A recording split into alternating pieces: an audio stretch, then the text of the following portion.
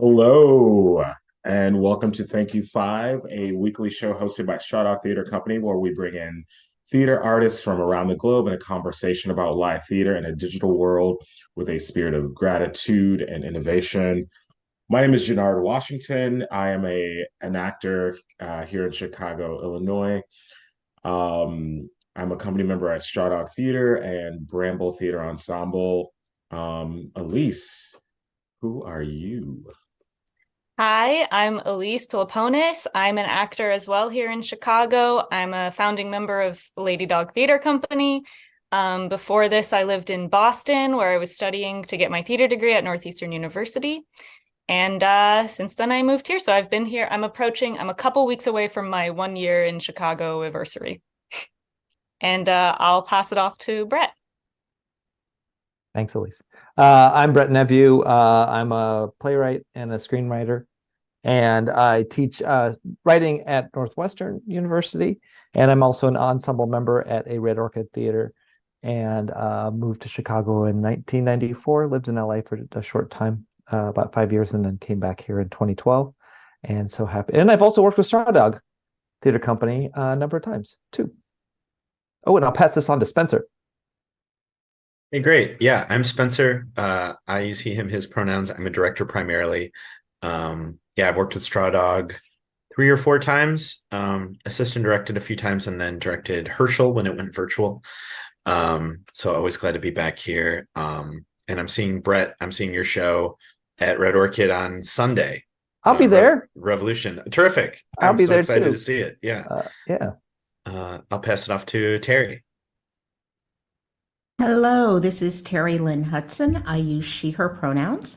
I am an actor, interdisciplinary performance artist, and disability advocate based in Chicago. I am not a company member anywhere, and someone should probably do something about that at some point. It used But to be the I've way had that people just start companies when that wasn't true. They'd be like, I'm True. not. Yeah. So we'll join yours, Terri. But I've had the pleasure of working with some of the people on this Zoom and probably some of the people watching. And I do a lot of virtual and voice work at this point, and that's really all I can think of to say right now. Awesome. Welcome, you guys. And I will say, if you are watching this on YouTube, you can head over to strawdog.org / thank you five to join the chat, ask questions, and vote on questions so we know which questions you want us to ask our panelists. Um, uh, so let's start off with our first question. And that is, the very general, what is theater to you at this moment? I can start it off. I've hosted this a handful of times, and I try to say something different every single time. And I like while we were just like sitting in the room waiting for it to start, I was like, God, what am I gonna say that's different? And right now, what I've got is, to me, theater is like a zoo, um, and that is it is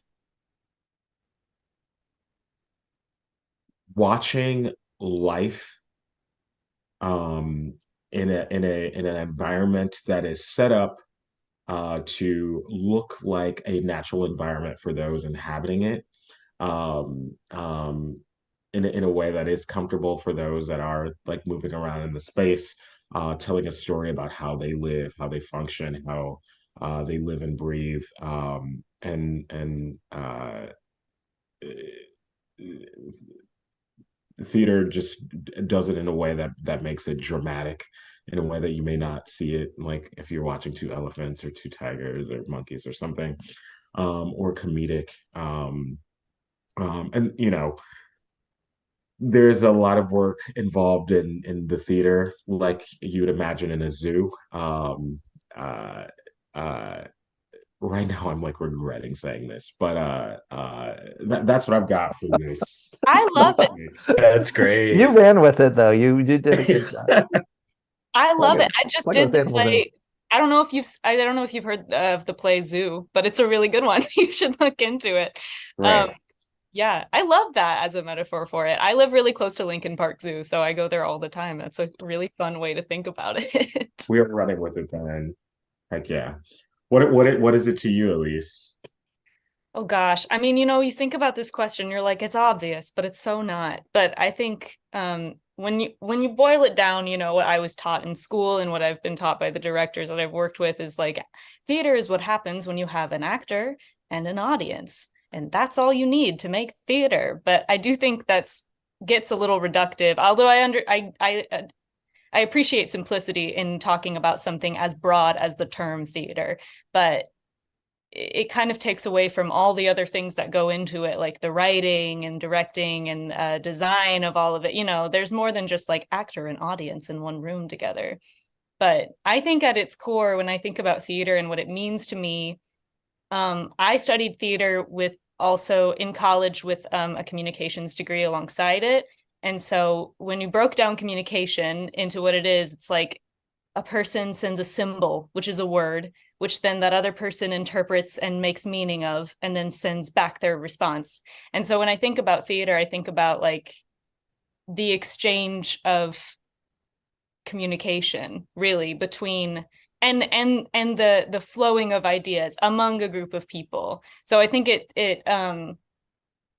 gets a little dicey to say something is like an actor is doing something to an audience. I like the idea that the audience being there directly influences the actor and what the actor is doing and saying and how meaning is being made of the words and actions that they're doing. So I think it's a mutual exchange between actor and audience, and the telling of a story through communication and through verbal and nonverbal cues, if you want to get super technical with it. Absolutely. I mean, I think my last week's definition, this is this is also me like backtracking the zoo thing, is like it's an exercise of empathy. And that's, an audience member seeing whether or not they relate, agree or disagree with what is being presented to them. And I think kind of like what you were saying, there's sometimes that where I found myself as an audience member, watching audiences interacting in a way is like, oh, you agree with that? Or like getting upset with someone who is like, yes, you should have slapped, your cheating husband, and there's that interaction as well. So you find yourself communicating no matter whether you are on stage or off stage if you have a good piece of theater. So I think that was absolutely lovely. And also, I promise I'll give up the mic in a sec. I just also want to jump off. I'm obsessed with your zoo metaphor because I think it's actually really fascinating. Because when you think about animals in the zoo and you think about people watching them as like the audience, if the animals are the actors, the animals, we want to pretend that they're in their natural environment and that we're getting to see them act how they naturally do, but they're affected by the people looking at them because they can see them. So it is like, that's a super interesting way to think about it. The big difference in this case is the audience is in a cage with you. Yes. And so it's like you go to the zoo and there's no bars on the cage and you're asked to sit there while things sort of come at you. At Red Orchid, we say that theater is, I think it's in our mission statement, the greatest sustenance for the human spirit. And I think sustenance is the right word. Certainly as artists in the theater, it sustains our physically, sometimes monetarily, but it certainly sustains our imaginations and our way of communicating, just like Elise said. And that sustenance, I feel like also the audience feeds on that, we feed on it, and that it informs us through expression, and it informs us in the way that we treat each other, or the stories that are told and how we can learn. Not that every single play we need to do that we see or participate in, we need to learn something from, but it's a building process that we're exposed to this sustenance, and we take it in and we take it in and we take it in. And because it's live, the participation is that much better. It's like the difference between watching somebody eat and then actually eating ourselves, doing the actual eating. And so, sustenance is the word that I'm gonna go with. That's awesome. Spencer? Yeah, I would say kind of harken back to something Elise hit on too, as far as that give and take. I think the word that I keep thinking of is connection. it is because I'm constantly thinking, what can our theater provide that the other mediums can't? And it is usually more of an open conversation. And that is what connection is, right? It's not just delivering something. It's not just the story, the closing the end of the storytelling, and just there is storytelling involved, but it is not just a presentation and the step back and hope they like it. There's a receiving as well, that influences that, and that's what powers something you see that you could never have seen in your living room, that other than the people that are watching this in their living room right now. But I think connection and storytelling are the main things that I keep coming back to, I would say. Terri, anything to add? What does it mean for you? Honestly, not really. It's been kind of covered by everyone at this point. It's my point of view about theater is constantly evolving because, the last 3 years made us go, what is theater if we can't all be in a room together? And that constantly has me thinking about, because I'm this person, access and disabled actors and how we fit onto the stage, if we fit onto the stage. And when I think about like what theater not only is, but is going to be, I feel like there's space to involve some level of technology with inclusion at the head of that, where you're like, okay, why can't someone who's not in the room be in the room, and what can we do technologically to bring them in the room while still preserving this medium? And I think that that's just a whole big box of things to open up and potentially talk about.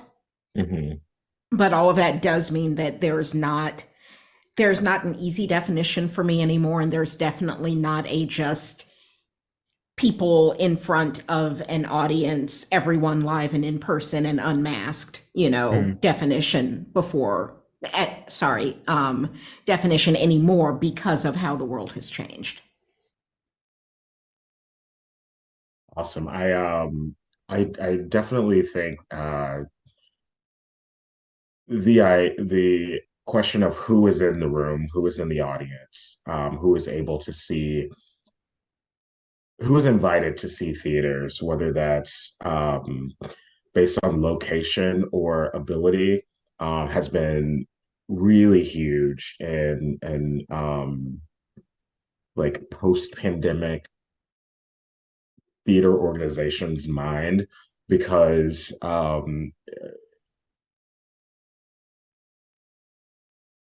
lot of us had to think about who is our community, who are we presenting this show or this season or what have you to, and just because we're located here, a lot of my theaters that I've been a part of, some of which are no longer, have been on the north side. But how can we connect to people on the south, on the south or on the west, or even outside of the city? How can we get those seats filled, which is, every theater's question.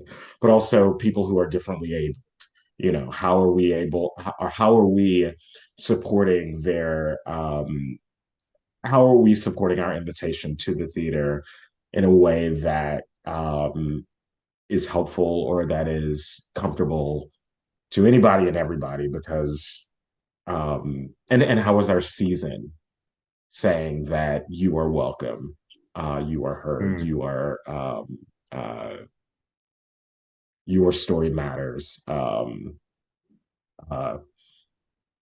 and I don't know, that's It was kind of disheartening, Jannard. Yeah, sorry, if you have more to say. Just like, yeah, I know what you mean. And it was kind of disheartening how many folks were just like, thank God that's over. Let's not take anything from the time that we had. Let's get back to the stuff that we were doing before. I mean, I'm not differently abled, but like anytime like a theater has a live stream or has any kind of virtual casting, like I watched a show from Seattle, from Washington Ensemble Theater the other night. Like anytime I see a theater that is still doing stuff like that, I'm like, thank you for not just shedding those viewers or those patrons that you had during the pandemic. And I think that's the stuff that we need to keep thinking of. How can we, as opposed to picking a side necessarily, of how do we meld these two outlooks together? How do we blend the virtual and the in person, I suppose? Absolutely, because I mean, there were homebound people prior to the pandemic. So Absolutely. there was untapped audience out there and untapped actors out there Yes. before the pandemic. And when I think about the sort of innovation that we had, like I've proposed a show with a friend that ended up not getting picked up, where a requirement of the show is that there needs to be, it can be either live streaming or recorded, but either way, one artist is cast virtually and does not have to appear in the space. Mhm. So that can be somebody who maybe has location issues. It can be someone with mobility issues in an otherwise inaccessible space. It can be someone who's immunocompromised and not safe working in person. But either way, that can be a role for somebody who would not be able to be physically present in the space. And we have the tools. You know, we spent the last 3 years with everybody figuring out how to Zoom, getting equipment that they didn't previously necessarily have for live performances. And it's like, what did you do with it? Did you just shove it all in the closet? Where did Right. it go? You know, because we could still be doing that. And it was really great seeing different theater companies get back into like audio plays and audio dramas and audio serials. And I'm like, why isn't that just in everybody's season? And therefore, you can expand your casting base. You can cast people not based on necessarily appearance or ability. And there's so many other ways to pull people in. And you can still do like your regular show and just pull that in as like a studio or side stage or whatever as part of your season. But we need to keep using those tools and providing those experiences. And I'll add too that one of the other things that I think is important in this conversation is, and it's something, Terri, you're doing already, is doing things outside of those theaters that were already doing things. It's like, well, if they won't, then let's do it ourselves. Let's make this happen elsewhere. Because if it is about charging some people who are dragging their feet, then make it outside of them and appeal to them. Make your own podcast, make your own audio theater. And it is like, well, then how do I promote all that stuff? How do I get that stuff together? There's a lot of people out there feeling this exact same way that we all seem to be feeling too. So what else can we do that doesn't fit into those boxes that were created, and theaters trying to get us back to working in a way that we used to work? Well, if we've changed, then they need to change too, or we just do it ourselves. And that is certainly something that happens in Chicago, has happened for years, again and again and again and again. Companies, people saying, you know, I'm tired of that system. I'm tired of that company. I'm tired of the way of working. I'm going to make it this way. And I feel like that is certainly open to us again and again and again. And it actually creates really a really exciting, dynamic, new scene and a new way of communicating with people, for sure. I've only been in virtual, like sort of theatrical readings or productions. And I've seen a lot of like taped stage productions, but not live. I wanted to ask both Terri and Spencer, you know, one of the beautiful things, and not just Terri and Spencer, obviously everyone's welcome to answer. One of the beautiful things about theater is that we can feel the breath, we can feel the heat, see the sweat. Um, uh, uh, do you feel that um, someone who is putting on a virtual production of something that may not come off as attractive to a patron because they can't witness, they are not there for that, or they don't have that full human experience of being there with physically with a cast. Or Spencer, how was the Seattle production that you just finished? Yeah, how does that kind of like measure up to the live experience kind of Yeah, idea? yeah, Yeah. That's a great question. I mean, I'm watching it because of the same reasons that I'm watching shows in Chicago, which is I have a friend involved. I know I want to see if, the mercenary reasons, like I want to see if I want to bring that show to Chicago, or I want to know that playwright better or whatever. There's that involved, of course. But I think similarly to Chicago, I mean, we know good acting, we know good, even like transitions and things when we see them.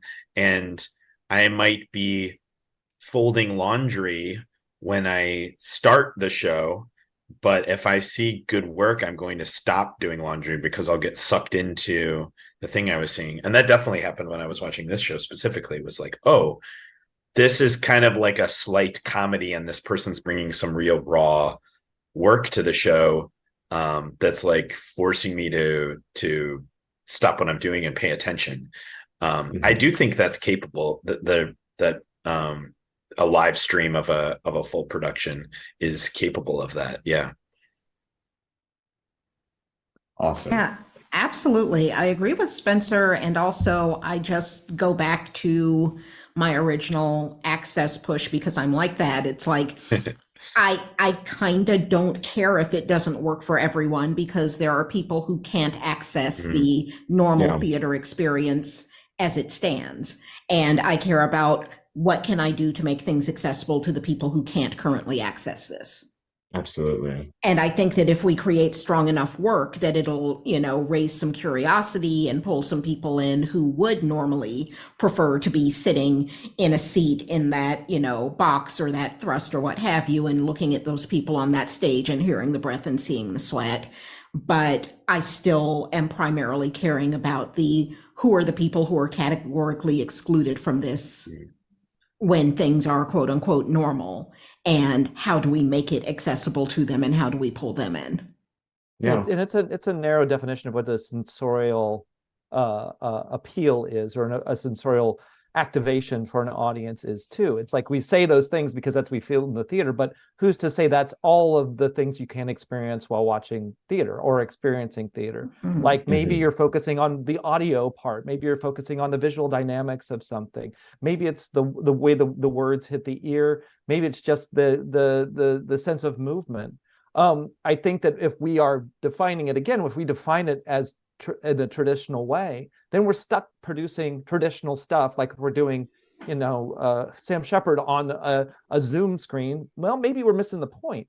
If we're creating stuff that shifts into something that is, again, if it is listening to the people who are have a desire for this work, working with people that have a desire for this kind of work, expanding the knowledge of how this work can be felt and appreciated, then I think that's the way we can go. It's like open. It's an open field right now. It's incredibly exciting. I actually had the experience of seeing Passover at Steppenwolf, and then like seeing it physically at Steppenwolf, and then seeing it once it was on Prime Video for streaming. So same show. I think it was even filmed maybe the same week, if not the same show that I was there. And maybe some of this has to do with being a short, nearsighted crip, but like I appreciated being able to see the whole stage, which is not something I can usually do in person. And that I was able to do with this film production that had like the different camera angles and whatever. So I could see things that I couldn't see when I saw it live and get perspectives. And it was like watching almost a whole new show. And I was completely riveted to this show that I had seen before live in a taping, because the taping brought aspects out that I had not. I was like, oh, those people actually touched right there, or oh, those people switched positions there and they're right in each other's faces, and I couldn't see that before. Okay. And I feel like that was a really valuable and rich experience to have, even though it wasn't in person. Yeah, absolutely. And jumping out, I mean, sometimes sometimes, dare I say, sometimes it's better. Sometimes when it's filmed really, really well. And oftentimes I understand too that comes with a bigger budget. That comes with the kind of budget that you have to have multiple cameras, and you have cinematographers and a director of photography to help you get those messages across. Like, I would say some of the best filmed theater I've seen is from National Theatre Live over in London. Their film productions are phenomenal, and they've let me see things that I wouldn't have ever gotten the chance to see. Like, I got COVID a year ago, and I watched all of the Angels in America Nice. productions that they filmed, and it was so cool. And otherwise, I wouldn't have gotten to see it. And also, you know, sometimes you just have a bad seat, and sometimes you just can't see it all. So there's a lot of merit to recording and live streaming and all of that. That's always been valuable for everyone, but also especially for people who don't have access to coming to a theater to see it live as well, of course. There's also something to be said for having ASL interpreters and captioning, and I don't know exactly what it's called, but the visual description, when Audio description. yes, and description, like that kind of stuff. And it just opens up the possibility, because I mean, if you're thinking of, you're putting on a play, you're trying to tell a story, you're trying to reach an audience, you're excluding so much of your potential audience if you don't have those measures in place. And it's easy to say, you know, with an imaginary infinite budget, and I understand there's difficulties there for especially smaller theater companies, but you're missing out on a lot of potential audience members, and I just think the art suffers for it. And I think it's true. But smaller companies can do what they can. Like for my show that's running right now, one of the things we're doing is like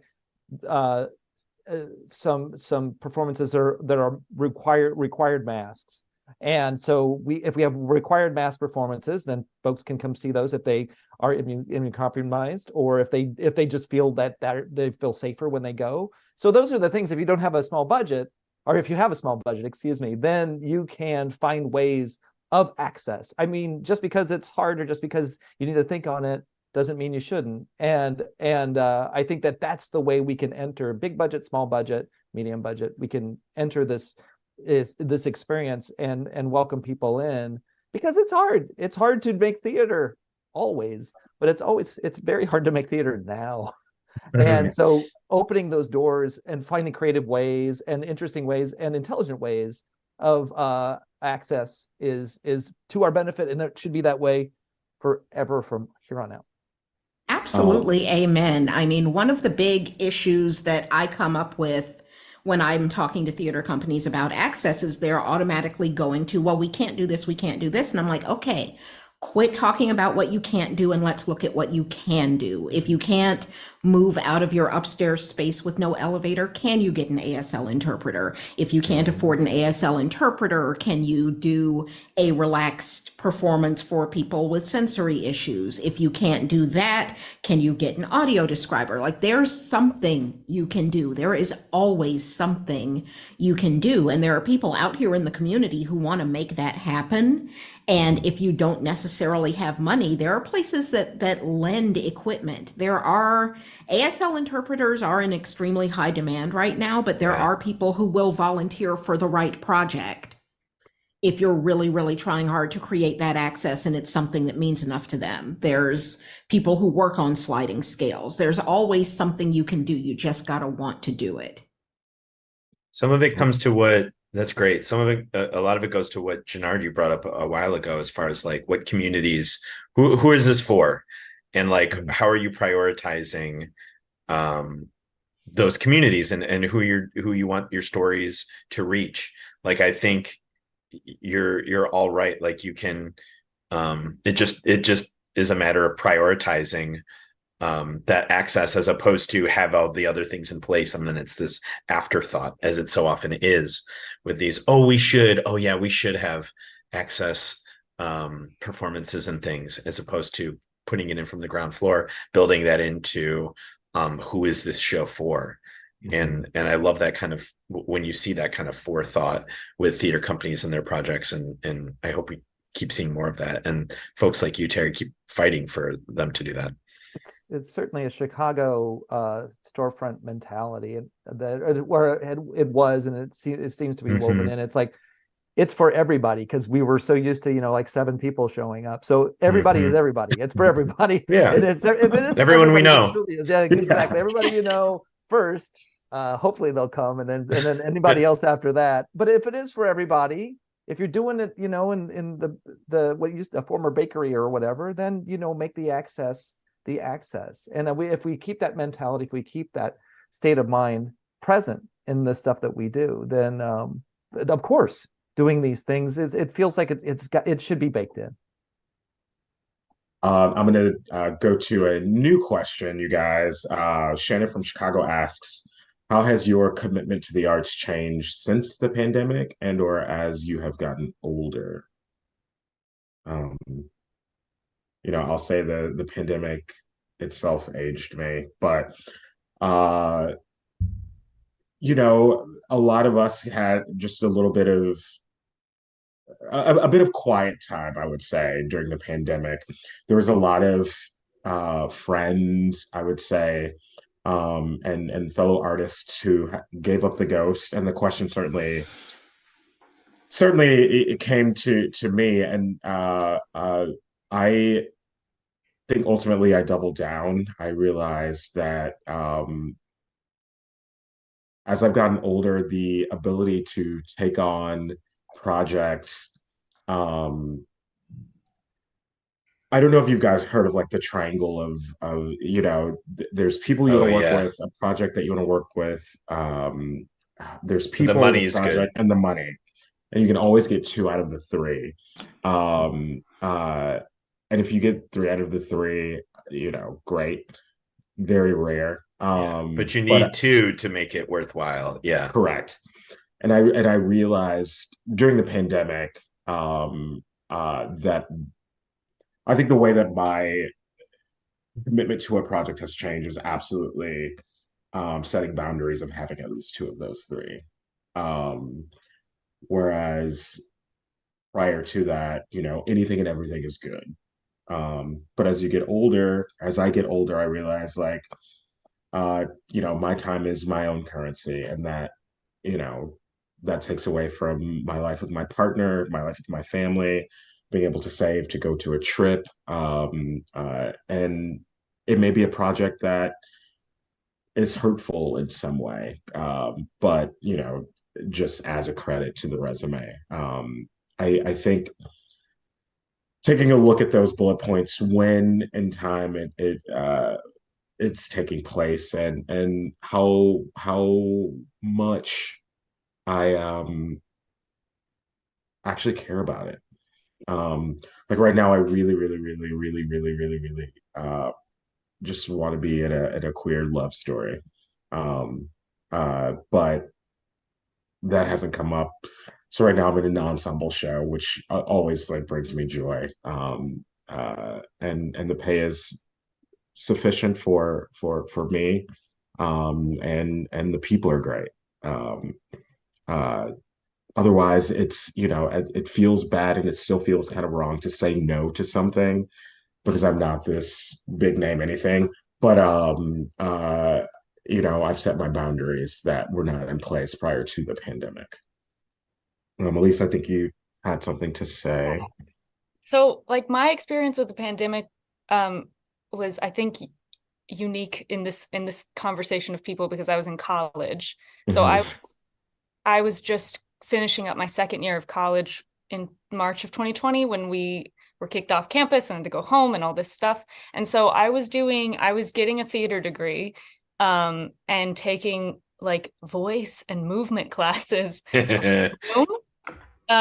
which is so bizarre to think about now. Like we were looking into the Zoom camera and like showing each other our like tongues, like it's so no stage combat. Didn't do stage combat too? I didn't do stage combat, but I did do voice. I did some Linklater voice stuff on Zoom, and it's so interesting. And by the end of it, through the middle of it, I was really struggling to understand why paying for this degree was worth it to do it over Zoom. Like it was just so different from what it had been my first year.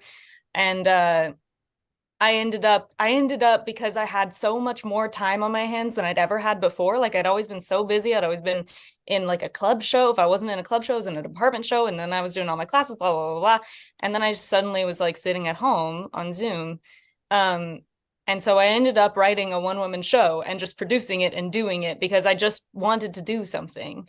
And there was a lot of real art and heart put into it, but also it was something to do. So I think like there's some that kind of has changed my perspective a little bit, and that whole process of going through college like that and on Zoom and having to use these kind of technological tools to get through learning and working on my craft.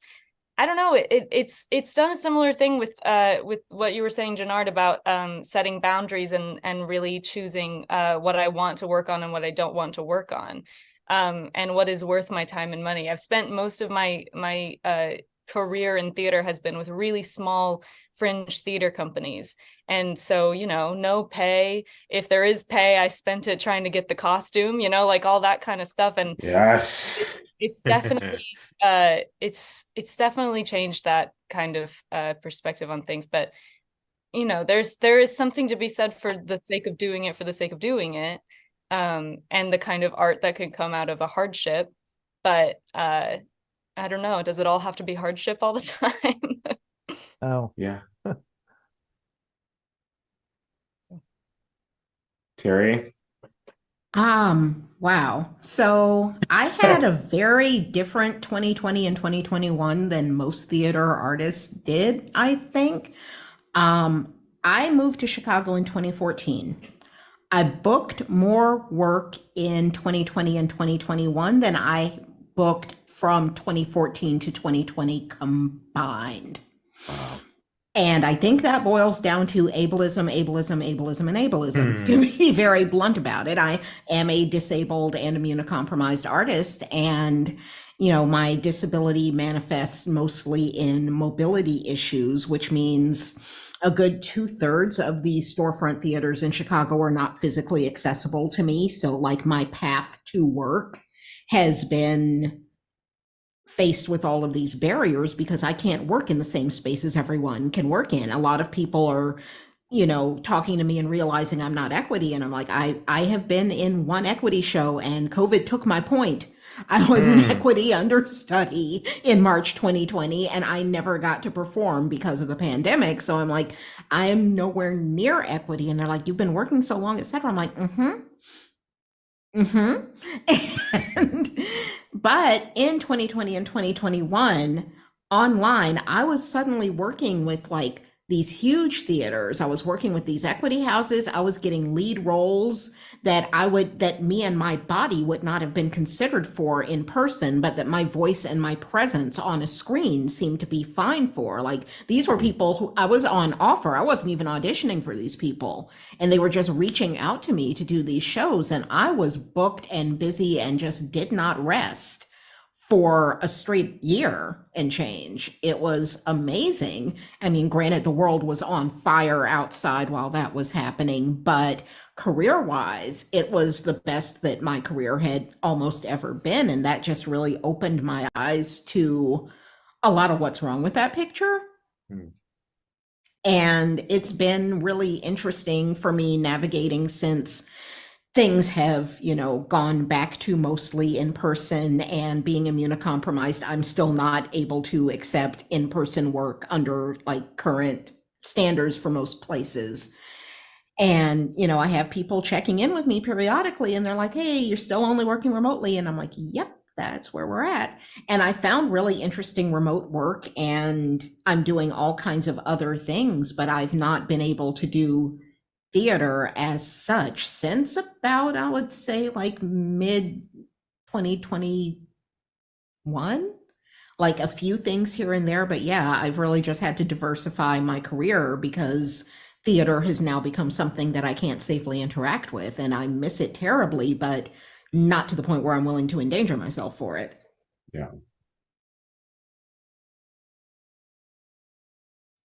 Brett, do you have anything, or Spencer? sure. The question is the commitment to the arts And so sort of theater plus, I suppose. Mhm. I think it's deepened, I suppose. It's weird.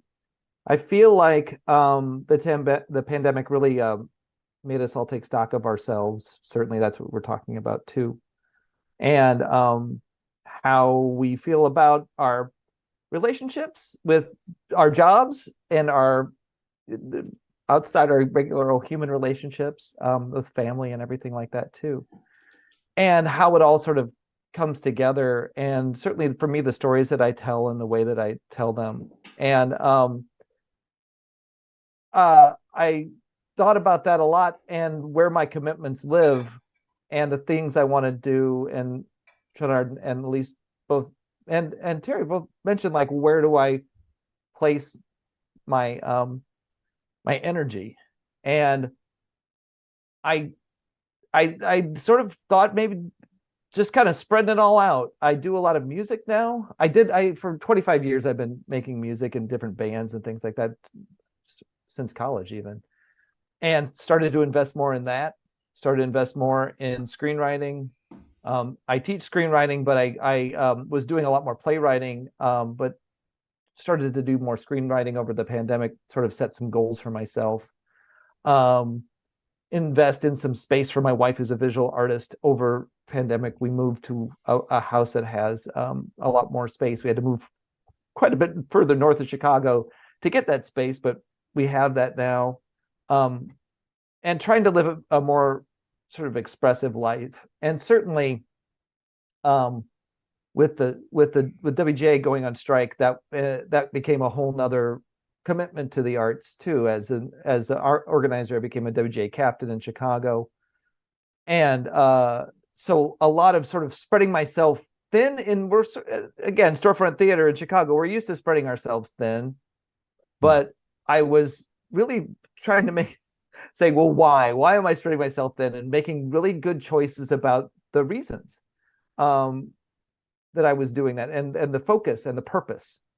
And so that's a lot sort of happened. And he also says, as you gotten older, and maybe this comes with getting older and also the pandemic sort of combining, that I'm trying to see what the rest of what I want to do looks like. And that's been really interesting. I know I sound like a retiree saying such a thing, but it is something the pandemic sort of shifted a lot of that thinking into overdrive. At least it felt that way. Oh no, did I freeze up? Yeah, we can hear you. Yeah. It's actually like not a bad freeze either. Yeah, you did bad. As freezes go. Could be worse.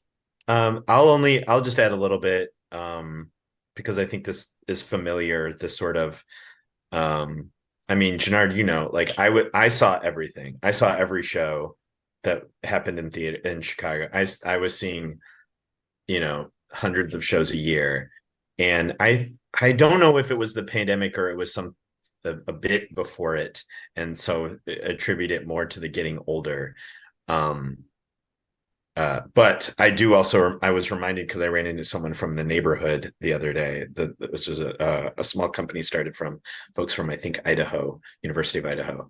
And I was reminded that on like March 14th or whenever it was that things shut down, that like the show I was supposed to see got canceled.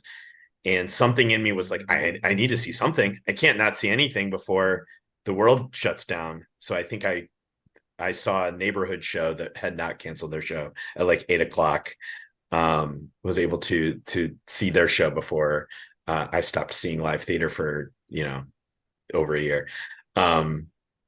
So I think that can't have gone completely away before the pandemic hit, but I think I'm being a lot more specific and just selecting my using my time better. Just because I have comps to a show doesn't mean I need to see that show. There's a scarcity mindset to that kind of thing. And just trying to, even when it comes to my career, and there are theaters that even if/when I do bigger work will probably not give me the time of day.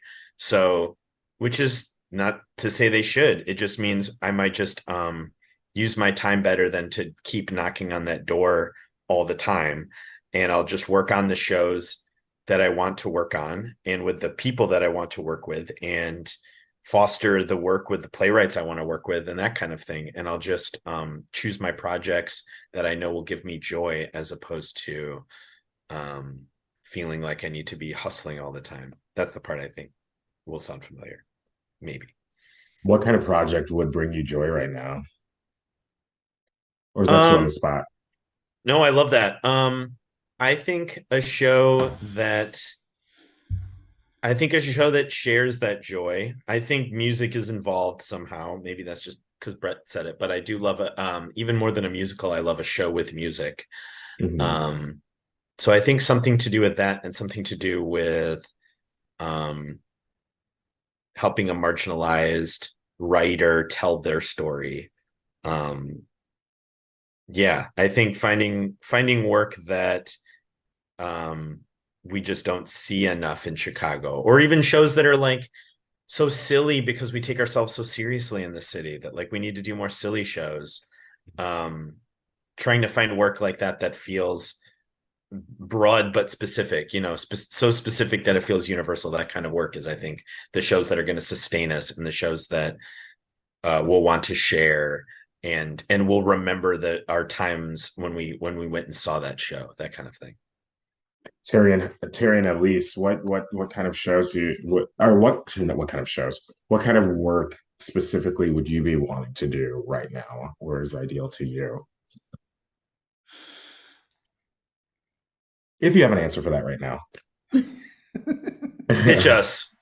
It's so cliche. But I've never been in a Shakespeare play, and I would love to be in a Shakespeare play. Yeah. Or a play in verse. I've never been in a play in verse, and I would love to be able to work on something like that. It's so boring, but it's true. Sorry, everybody. The internet went down over here. We're having a storm. No. So I think that's what happened. Thank you. Yeah. Welcome back. I was asking everyone what kind of work they want to do right now. I think it's a lot of the stuff Terri was talking about, at least for me. But Terri, go ahead.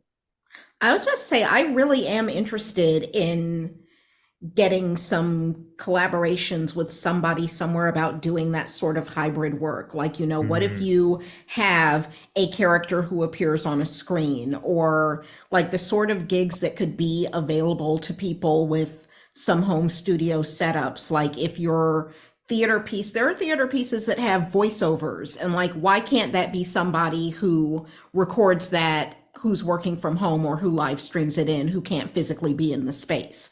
Because I know it's usually some random person who's in the space. I've been that person where they're like, Sure. hey, record this, but like that could be somebody who can't be in the space's job. So Right. I'm like, where are your theater voiceovers? Hire me. Where are your hybrid shows? Hire me. That's where I'm at. That's what I would really, really love to be doing. And I think that would be fresh, and that would be interesting, and that would be something that other places aren't necessarily doing until more of them start doing it. But that's a different conversation. But, I think that that's something that could maybe really add some flavor to what people are seeing, and makes kind of a compromise between people who are wanting to pull in tech and people who are wanting to do things the old-fashioned way. I think that we can coexist, and that we can help each other. Agreed. Did you were you gonna say something, Brett? The questions about give me the question one more time, just so I can clear. If there's an ideal project or anything that you'd like to be working on Like right work that now. brings you joy, I think. Yeah. I hope I am doing that already. There was the conversation about like the triangle there, and I have spent many times working on shows, nothing at Strawdog or anybody involved here at all. Working on shows where I'm like, why am I here? Why am I doing this? And maybe certain points at all shows, but I'm not sure. But I am really endeavoring to try to make the experiences I'm having now, those experiences. The things that I wish I could be doing, I want to do those. So I'm trying to make those the things I'm doing. And sometimes and it's weird because sometimes they can pay and sometimes they don't pay. But if I'm happy and I'm lucky enough to have a teaching job too, but I'm also feel like, well, what can I do with my teaching job that makes me happy too? Mm-hmm. So I'm like investing further in being an educator, investing further in learning and teaching and working with younger folks in the theater too. Like one thing I can do is to write parts for people that I don't often get to work with, and so I can do that myself. The thing, what's my skill set? Well, use my skill set to try to bring more people into work. The thing that's wonderful about being a writer and people who create stuff just like you all is that we can make stuff, we can make it, and then we can say, hey, can you do this with me? So there's lots of people who want to work, want to make, and if you can be the person who instigates that, starts that spark, then you can begin the journey, and then follow everybody on the journey, join the journey yourself too. And so that's where I'm at now. I'm interested in being curious, and that curiosity is the thing I want to do. So manifesting that curiosity. Andy Horwitz from LA asks, what was your first jaw drop moment in a theater? Yeah, I don't know if this is my if this is my first. I probably just ran a roughshod over people raising their hands, so I apologize. Oh, I didn't. Okay, cool. No, I thought of this earlier, just kind of offhandedly. I think Looking Glass came up in conversation, and so this show came to my mind. So I don't know if this is the first, but it's definitely a moment I remember specifically was seeing Eastland, which was a musical, that was kind of on the folky side, and so it's already kind of my vibe. And when you entered, you were basically in a church revival, and you sat in church pews, which weren't the most comfortable, but you weren't thinking about that. And near the end of the show, as like the Eastland disaster happens, they retracted all of the scaffolding, all of the tent into the ceiling. And so suddenly it all went up around you. And I remember out loud saying, holy, and like realizing I was talking out loud in the theater because it was so shocking and so epic. And I can count on one hand how many times that where I just find myself involuntarily reacting like I'm in my living room to the thing happening, but like talk about something that like you couldn't have happened to you while watching Netflix, like yeah, I think that's a testament to that kind of theater and to Looking Glass. I think similarly, I don't know if it's my first either, but it was at Dallas Theater Center. I know I was still in college, but they were doing a production of Crowns, the musical, which is about like the importance of like the headpieces like African American women wear in church, and it was very hard to get into the musical at first. I was just kind of like, Is it Regina Taylor? I forget. Yes, is that what it is? Yeah, yes. And then then at the very and then I started getting into it. Started getting into it. And at the very end, it's all of the women singing this gospel song or walking up steps, the staircase to heaven. And there's a like the backdrop lift to this brilliant white set of like you see these women going into heaven, and I literally just got on my feet like as it was the most involuntary, incredible thing. And like out of body experience. Yeah. I was like, this feels like super weird, but then I looked and noticed that I was not the only person standing. But that I definitely remember because I'm also very like I can control my emotions and everything, but just like they just freaking did that for me. Um, I think I cut you off, Brian. What was Oh, your mine's very, first? very brief. I grew up in a small town in Iowa, this town, Newton, Iowa, right in the center of the state. And we had a community theater, and it was at the Y. And I was a kid watching. And you could imagine this is the middle of Iowa. They're doing South Pacific, which is probably not a thing anybody should do anymore anyway. But in the middle of Fair. Iowa, even more problematic, doing South Pacific. But I was a kid and I was watching it, and I don't know how they did this, but the curtain goes up, and there's a Jeep on stage, and there's a cow on stage, and there's a goat on stage, and there's chickens on stage. And I'm like, what is happening? We're inside. How did this all happen? And it completely blew my mind. I can picture it in my head right now as I'm talking about it, that I must have been 6 or 7 years old. And I was like, I want to be a part of whatever magic that was.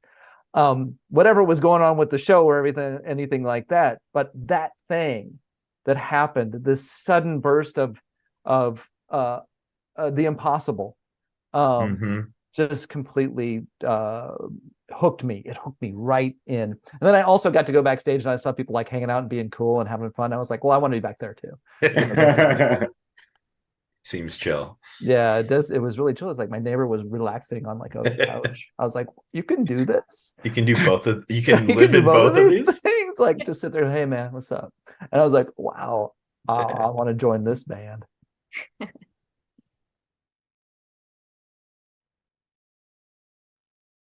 Anyone else? All right, I'm gonna try to squeeze in another question then. Great. Aja Singletary, this is a really good friend of mine, wants to know what's your favorite and least favorite part of theater?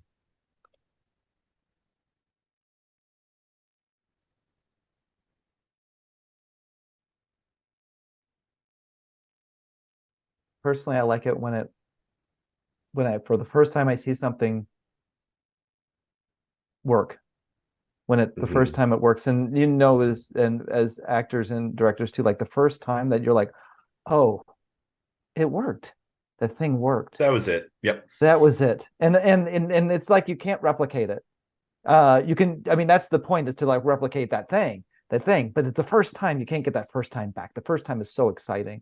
And I'm always like, oh, good. Oh, thank goodness that it worked. And the worst thing is being bored.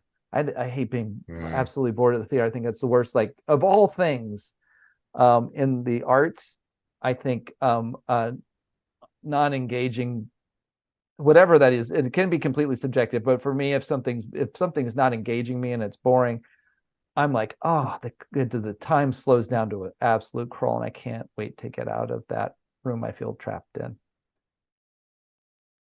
That's so real. That both of those are so real. It's so satisfying to solve a problem, to be like, oh, we have this issue, we have this challenge, and we've done it. Like it's such a good feeling, especially when you've done it as a team. You know, it's just like, Yeah. oh, that's the beauty of it all. But then to just like to like watch something as an audience member who practices theater and does it a lot, and to see something and be like, oh, this could have been so much better.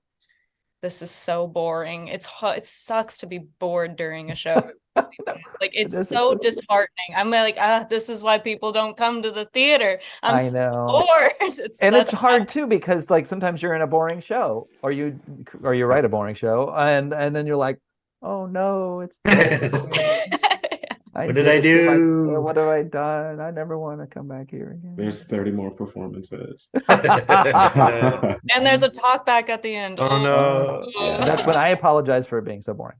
Sorry, everybody. So fun. You know, speaking of bored, my least favorite thing are board members of a theater that just do not want to open up a season to things that we were kind of talking about earlier, that you know, that speak to a community, gatekeeping, as much as they want the pieces to speak to them, or to, you know, their people. I've seen and been a part of so many theater companies that are like, This is what the board wants. This is what the board wants. Or I'll see a season. And I'm saying, you're doing that right now. Your board must suck. Yeah. Like this is where you're putting, the creativity of young artists, artists that could potentially be doing really exciting things with their talent. But What's your favorite part? my favorite part is when I'm in it and I feel that flow. When my body is warm, my mind is clear, and I do things that surprise myself. After the work is done. Um, as an actor and as an audience member, seeing a three-dimensional character that surprises me, that I surprisingly relate to, in an ugly, beautiful way. There's one other one I have, and it's when you hear that one laugh, like in an audience. Yeah. That one laugh, and you're like, They got it. You get it. Yeah. And you're Yeah. like, when waiting weeks, you're like, I know this is good. And then you get a little bit of something, but then you hear that, bah! And you're like, oh, yeah. There We do that, go. and then you go backstage and you're like, did you hear that guy laugh? Exactly. You're like, I was right the Yeah. whole time. Exactly. Yeah. I was in a play last year that had like 6-7 weeks of run. Like, it was a lot of shows. There were so many of them, and it was the longest run of a play I'd ever done before. And by the end of it, this wasn't like an idea at the beginning, but by the end of the run, there was this one moment that was kind of late in the play, and like a pretty serious moment, where another actor on stage with me would always try and make me laugh, and he always succeeded. And it was so much fun, because it was just like, oh, you can't make me laugh right now. But it's so much fun to be so in the moment, and to know it so well, and to be in the flow of it, as you were saying, and then to be able to really let go and let yourself be surprised and let yourself really just live in it, it's so exciting. Terri, do you want to take us out with your favorite and least favorite? My favorite thing, like as an actor, is getting a really strong audience reaction.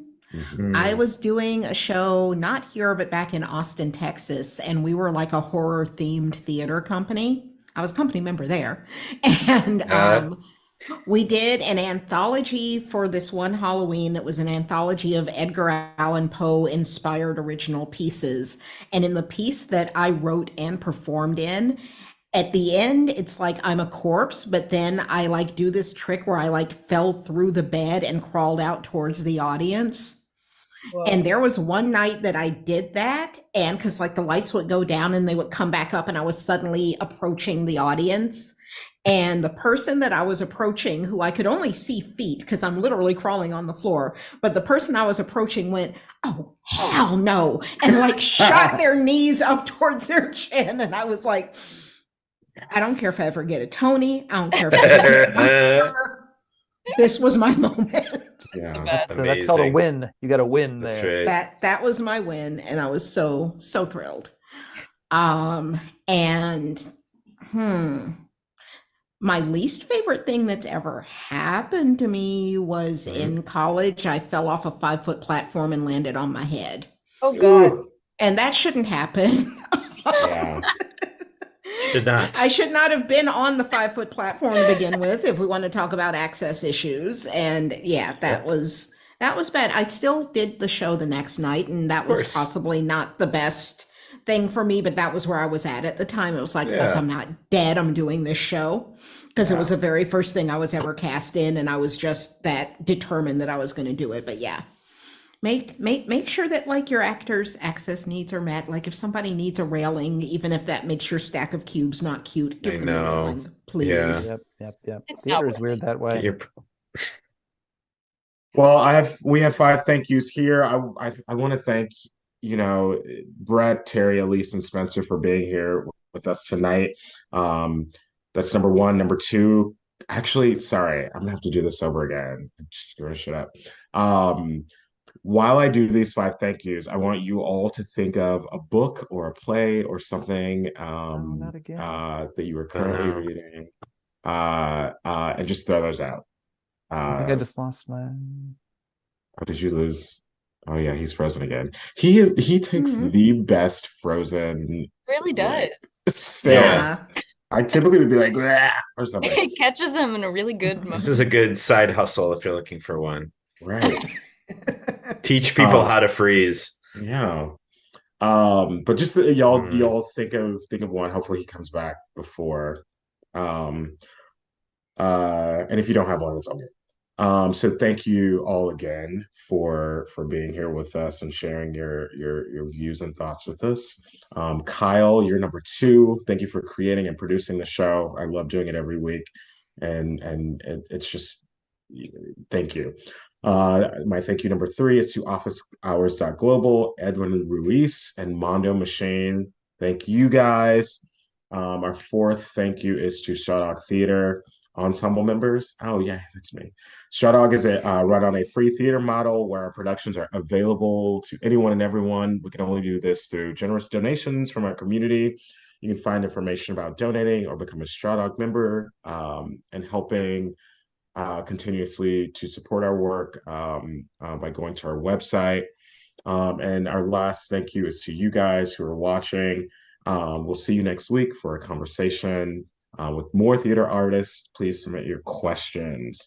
Visit strata.org if you want to join or submit a friend. And you guys send us out with a book or play that you would suggest. I'll The start. go to okay, Yeah, yeah. you start, Elise. Okay. I've been reading a lot this year, not to brag. I've been Nice. reading a Awesome. lot. I have a lot of book recommendations, but Flex. in terms of yeah, in terms of thinking about like stuff that's related to theater and stuff, I just read a play by Jen Silverman called Collective Rage, a play in five Bettys. I love the five Bettys. Oh my gosh, it's so incredible. It's so exciting. It's so much fun to read. It's described, I looked it up, it was described by the New York Times as a full tilt lesbian / bi-curious / genderqueer / Shakespearean comedy for everyone. It is so good. And no one's done it here, Elise. Really? I've sent it to a couple people. I'm like, this play needs to happen here. Maybe it'll be you. Uh-oh. Uh-oh. Smell a play coming on. A really good one. It's a really fun one. I love it a lot. And then also I have one other recommendation, which is not a book, but it's a book of poetry, but it's by Kevin Cantor. I don't know exactly how to pronounce his name, but I think they're in Chicago, I believe. But it's called Please Come Off Book. It's fantastic. Mm-hmm. It is it's not really theater themed, but it's a lot of poetry about some introspective stuff about growing up queer and growing up in the theater, and it's a fantastic book of poetry if you've got the time. Yeah, those are my recommendations.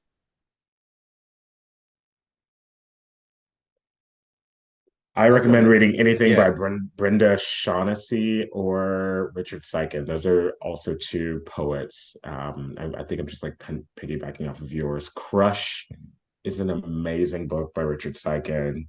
How do you spell that, Jannard? RICHARDSIKEN. Okay. Spencer, read Crush. It is unbelievable.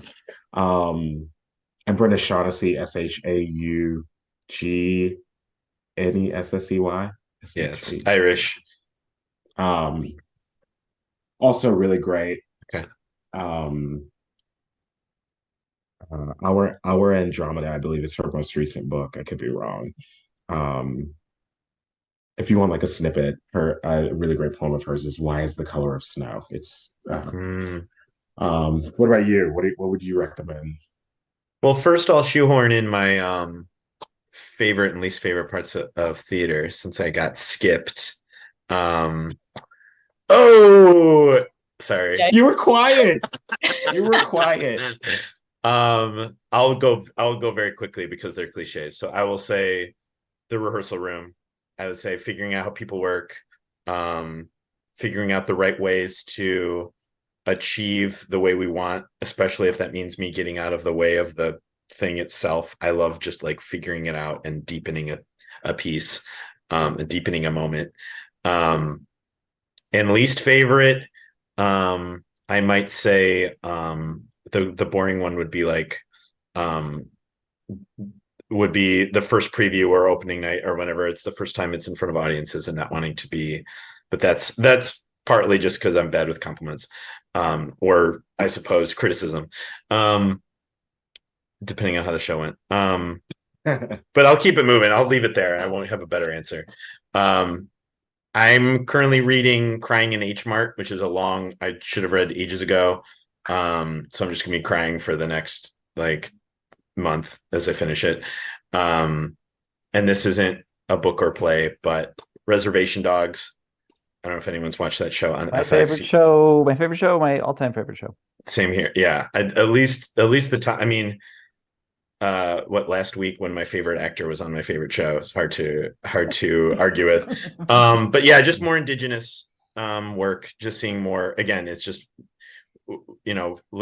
there's lots of stories out there, a lot of stories that people are, I mean, that would be the real answer for least favorite is choices motivated by fear. Like that goes towards the seasons you were talking about, Jannard, people selecting things or doing things or making asking actors to stand on things they shouldn't stand on, is a lot of it can come down to fear. And so seeing shows that are bold, seeing shows that just want to tell their story and see who they connect with, because they often connect with more people than you might think. Or do you have a book or play that you'd like to recommend to people? Oh, goodness. I read really voraciously, and it's kind of hard to pick one thing. I also almost exclusively read horror, and I know that that's not everyone's. It's the season, though, Terri. That's true. It's the season. This is true. It is creepy stuff season. So that being the case, I'm going to recommend my favorite book by my favorite author, and that would be The Good House by Tananarive Due. And it is literally my favorite book in any genre. It's horror. Everything she writes is really layered. She's a Black author who writes mostly horror, and I just deeply love her. And it says a lot about generational trauma and all, skin folk ain't kinfolk and all of these things. And it's a horror novel, and it's just deep and rich and fantastic, and I think everyone should read it. It looks good. It's very, very, very good. May I also recommend a podcast? Yeah. Since it is creepy everything season, I would also like to recommend the Random Acts Scary Stories Around the Fire podcast. Tune into that and you might hear a familiar voice. Oh, awesome. Yeah. Brett, do you want to send us out with your favorite book or play or podcast or whatever? I'll say two also. My first is a podcast called Mother Country Radicals that is written by Zaid Dorn, Chicago's own Zaid Dorn, who tells the story of him being in the underground, basically, because his parents were in the Weather Underground. And Wow. It's a fantastic podcast. It's free. You can listen to it on podcasts, and it's Zaid telling the story of his upbringing. And I've been listening to it recently. He's a friend of mine, another WGA captain and a local playwright and writer and television writer and screenwriter, and a professor at Northwestern also. And it is absolutely, absolutely fascinating. And it's great to just hear a writer tell his story of his childhood as his parents are members of the Weather Underground. And the other is another Chicago playwright, journalist, writer, Mark Garino's book, Country and Midwestern, about the history of country music and folk music in Chicago. It's an absolutely fascinating, detailed, incredibly entertaining, engaging read. Both of my selections by Chicago authors. Yeah, we didn't even talk about the week that you had for WGA, Brett. Oh, I know. Yeah. Okay.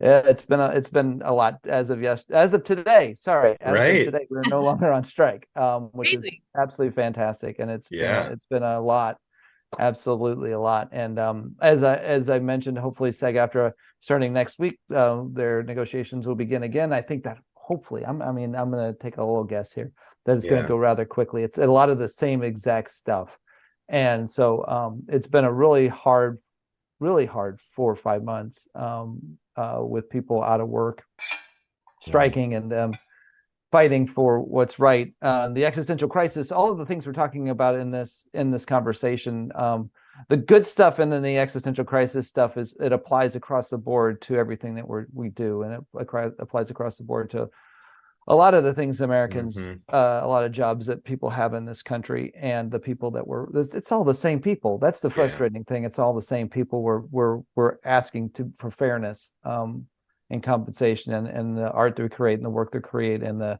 things that we create, asking for fairness in labor. And so it's been a lot, and I'm just incredibly over the moon. A cliche, yes, but I am that over the moon. All right, you guys, thanks again for coming, being a part of the show. Leonardo, I'm supposed to do one thing. I'm supposed to say I have a show running right now. Oh, yeah. I was reminded. Oh, yeah. I have a show running right now. It's too late, Brad. I have two things. Anyway, I have a show running at Red Orchid Theater right now, a play called Revolution with Natalie West, Stephanie Shum, and Taylor Blim. That's running right now until the end of the month, maybe a little bit longer, but it's doing very well. It's a wonderful 3-character comedy. It's a comedy with a heart, and it's so very good. I'll be there on Sunday. I'm doing a few talkbacks too, so if you go on the Red Orchid website, you can see when that is. I'll be doing a talkback the 6th for sure, and then some Thursdays as they're coming up. And I also have a film that's coming out. We're at Tribeca, and then we are going to be at the Chicago International Film Festival on October 13th, directed by Chicago's own Michael Shannon, and featuring a number of members of Red Orchid Theater Company, along with Judy Greer and Alexander Skarsgård. And it's an adaptation of a play that was first produced at Red Orchid in 2002, a play called Eric LaRue that I adapted into a screenplay all these years later, and do come out to that also. Not often I have two things going, but I do. Nice. Congratulations. Also, if you like dark comedies or Kurt Vonnegut, come see Cat's Cradle at Land Theater. I need to do that. I'm doing that. This is it. Thank you guys for watching. Sorry, I kept popping off the screen. No, we were saying autumn weather. You're really good at freezing on screen. Yeah. I tried to make this awesome faces all the time. So if it happens, work that in your curriculum as far as your training goes. Maybe that's how to freeze. It's from teaching. There you go. The trick is to just always look good. That's it. Exactly. That's not a trick. That can't be taught, though. You know. Yeah, you go. Oh, yeah. My God. Just be flawless. Or look like a ridiculous person all the time. You can do that too, and then that also, at least it's a joke. All right, see you guys next week. Thank you. Thank you. End of show. There we go.